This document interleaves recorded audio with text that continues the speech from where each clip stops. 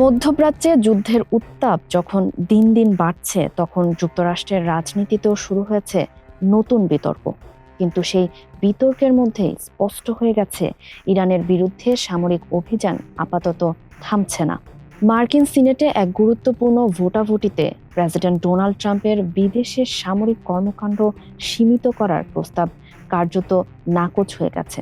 এর ফলে বলা হচ্ছে, ইরানের বিরুদ্ধে যুক্তরাষ্ট্রের চলমান সামরিক অভিযান চালিয়ে যাওয়ার পথ আরও পরিষ্কার হয়ে গেল।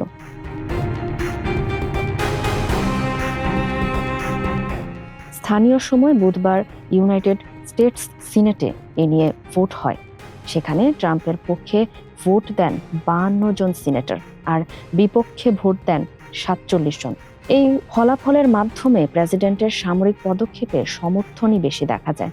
এদিকে মার্কিন প্রতিনিধি পরিষদেও একই ধরনের আরেকটি প্রস্তাবের উপর বৃহস্পতিবার ভোট হওয়ার কথা রয়েছে। তবে রাজনৈতিক বিশ্লেষকদের মতে সেই প্রস্তাব পাশ হওয়ার সম্ভাবনাও খুবই কম।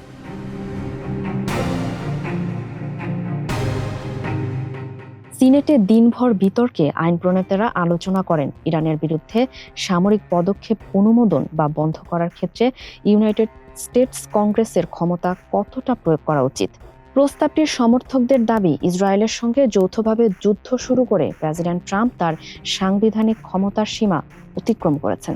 মার্কিন সংবিধানের ২য় অনুচ্ছেদ অনুযায়ী প্রেসিডেন্ট কেবলমাত্র তাৎক্ষণিক হুমকির মুখে আত্মরক্ষার জন্য সামরিক হামলা শুরু করতে পারেন। অন্যথায় আনুষ্ঠানিকভাবে যুদ্ধ ঘোষণা করার ক্ষমতা একমাত্র কংগ্রেসের।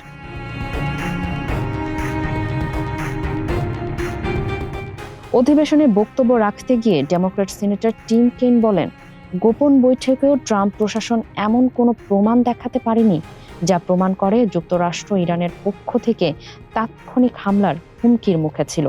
এদিকে গত ২৮ ফেব্রুয়ারি থেকে যুক্তরাষ্ট্র এবং ইসরায়েল যৌথভাবে হামলা চালাচ্ছে ইরানে। এই হামলায় নিহত হয়েছেন ইরানের সর্বোচ্চ নেতা আয়াতুল্লাহ আলী খামেনি।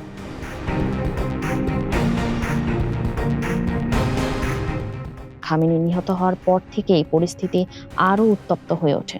প্রতিশোধ হিসেবে ইরান ইসরায়েল সহ মধ্যপ্রাচ্যে থাকা মার্কিন সামরিক ঘাঁটিগুলোকে লক্ষ্য করে হামলা চালাচ্ছে এবং কঠোর হুঁশিয়ারি দিয়েছে। ফারিহা আহমেদ, মানবকণ্ঠ।